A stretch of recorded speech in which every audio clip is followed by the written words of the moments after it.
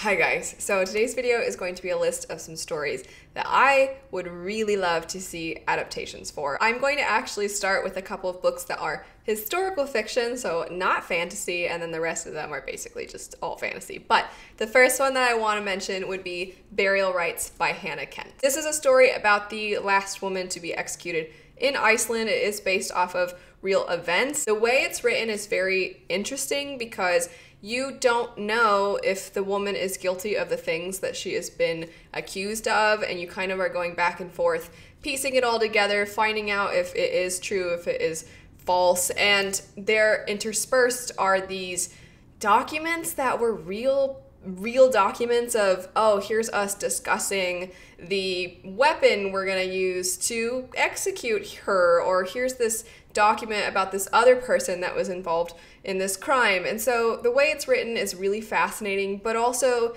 this story is extremely atmospheric and really heartbreaking because regardless, I'm not obviously going to spoil as to what happens to this woman, but you see her life, and I feel like it's one of those stories that really puts into perspective the fact that some people are not bad people. Some people live their lives in a way where they just want to live. They just want to have a life, and life is not kind to them. And it's a really sad, morbid, dark tone of a story, but I think it's one that would make a fantastic adaptation. I could see it winning tons of Academy Awards, and I think the fact that it's set in Iceland, I've been to Iceland. Iceland is the most magical, beautiful place in the world, and I think it would be a fantastic setting for a movie. The next historical fiction story that I think would be a great adaptation would be the Strongbow Saga by Judson Roberts. This is a story I feel like I have never seen anyone else talk about, but I very much enjoy this story. It is about a boy who is the son of a Viking chieftain and his slave, basically. So this Viking chieftain captured this woman, and she was actually an Irish princess, and then he ended up having a child with her, but because of the fact that her status has been reduced, her son is now considered a slave as well, but due to some very sad circumstances at the beginning of the book, her son, his name's Halfdan, is granted his freedom, and now he is trying to do what he can to become a Viking, essentially. He all of a sudden has this elevated status. All these people that he used to connect with and basically consider friends now are like, well, we can't be friends because I'm your slave, I'm your servant, I can't be there for you. But he also doesn't feel like he fits in with these other individuals that his whole life have looked down upon him. It's a great story. It's kind of sort of a coming of age tale, but also you feel like you are so immersed in Viking culture in this story. It's fantastic, and I think we definitely have a lot of Viking content now that we can consume, and I personally wouldn't mind this being added to that. All right, getting into the fantasy stories, I tried to only pick stories that, from what I know, there aren't any adaptations currently in the works for these, so feel free to correct me if I'm wrong about that, because that would make my day if I found out there are actually adaptations for these coming out. But the first one would be the First Law Trilogy by Joe Abercrombie. The character work is so good, and I think when you have a fantasy story with great character work, that's gonna make for a great TV show, because that's, I feel like, what a lot of people were drawn to about Game of Thrones. There's been jokes about it on shows like Parks and Rec and whatnot about how it's not just fantasy, it's a story about real people set in a fantasy world. Like, there's this whole thing where you can connect to the people. It's not going to feel as foreign as perhaps something that is extremely based in a really different world or a huge, really significant magic system, anything like that. There's some magic, there's some elements of the world that are a little different, but ultimately it just kind of feels like our world in a different time, and the fact that the characters are so morally gray, I think, would be very appealing to a lot of people. Next up, we're just gonna go with some heavy hitters and say basically anything by Brandon Sanderson, but specifically I'm going to mention two that I'm like, how are these not already adapted?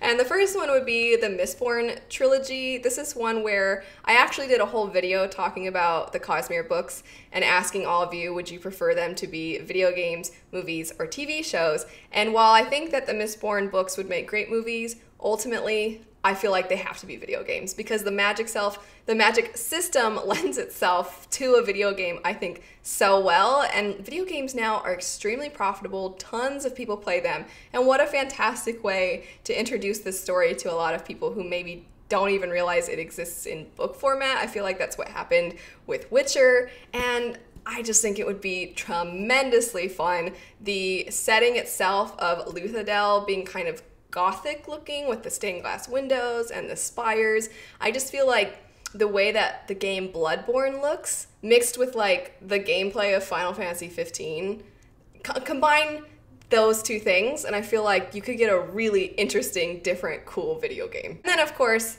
the Way of Kings. We talked about with First Law how the character work is so fantastic, and I feel like in the Stormlight Archive, that's also very true, especially because each book you focus in on one particular character, and then you really get to know that character, you get to see their past, you get to see so much about them, and I know it's pretty common in a lot of TV shows to kind of go back and forth between past and present, and I feel like that would work so well with this because that's already what it's doing, and it's doing it in a way where I personally feel it's not as a means of explaining why, oh, this is how the magic system works, let's show a flashback, or this one event is why this character is this way. You really just kind of see their life. It doesn't work for everybody, but I think if you're somebody who really enjoys getting to know a character intimately, this is going to do that so well. Plus, who does? I mean, I love Kaladin. If you don't love Kaladin, you probably love Dalinar, or you like Shallan, or you like somebody in this series, and I just feel like there's always someone to root for. There are some really interesting, fascinating characters. I just can't believe it's not already in the works. Next up would be Strange the Dreamer by Laini Taylor. This is a duology, so I think this would work really well for a movie, especially because not a ton of time passes throughout this duology. There's a couple of times where there's some jumps or you kind of see the person when they're younger and then you see them a little later. But in a movie, I feel like you can show a lot of that very quickly, and then after that, it kind of zeroes in on a specific time in our main character, Laszlo Strange's life. And it is such a whimsical, lush story that I think that you could have, if you got a really good budget, you could have some really amazing special effects teams just flex the heck out of their skills and show this story off in all of its glory. And then on top of that, this story has people who are blue, and I feel like blue people have proven themselves in movies to make for blockbusters. Next up, I'm going to switch actually to a middle grade story, and this is one that I have quite a bit of nostalgia for. I remember it very fondly. And I think that there aren't that many middle grade adaptations. We've seen Harry Potter, we've seen Percy Jackson, but maybe I'm just out of the loop.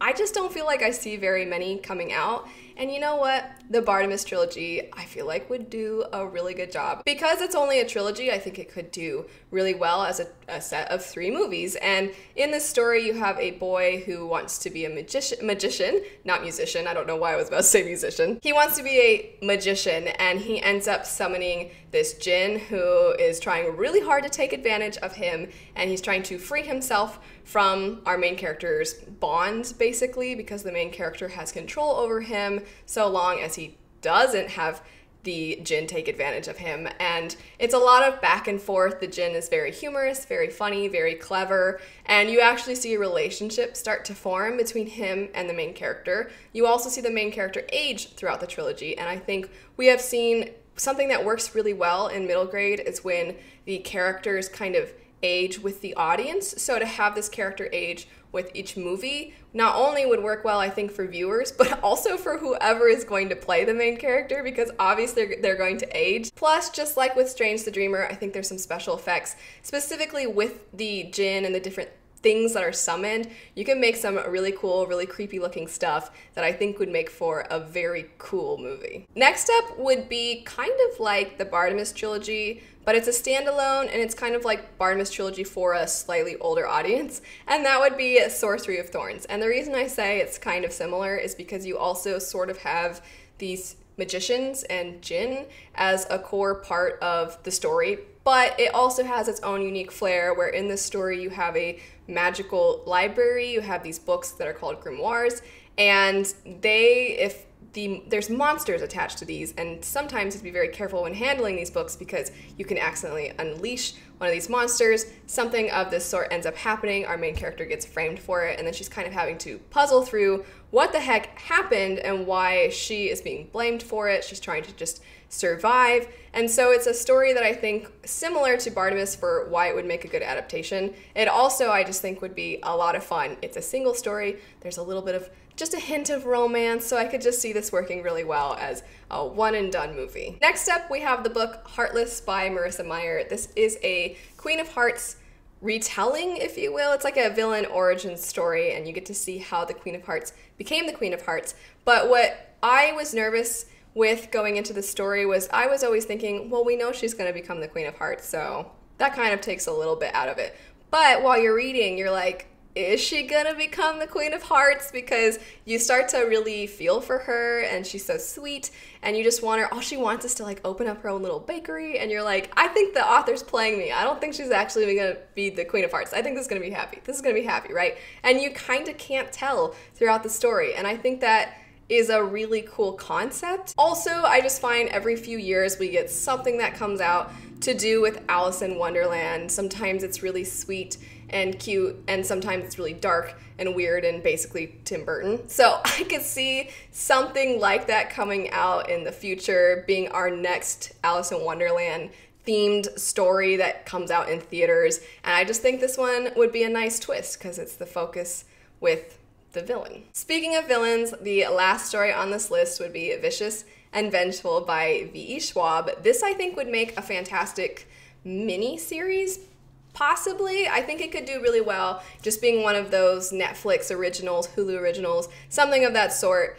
And I think if you got a couple of really, really good actors, I think that it is basically setting you up. If you've read the story, it is a split timeline. You're constantly going not just past and present, but all over past and present. So you have 2 weeks before, you have 5 hours before, you have 5 years ago, 15 years ago. You're all over the place, seeing how it all is kind of torn apart, and you kind of sort of are trying to put it together is really entertaining, really engaging, and on top of that, you have really great characters. It is a very villainous story. It's delicious in that way where you're like, oh, these people are the worst, but I also kind of want them to succeed. That's it for some stories that I think would make fantastic adaptations. Let me know what are some that you feel that weren't on this list would make great adaptations. Hopefully in the future we will see some of our favorite stories being adapted and adapted well. But anyway, thanks so much for watching. I hope you have a great rest of your day, and I'll see you later.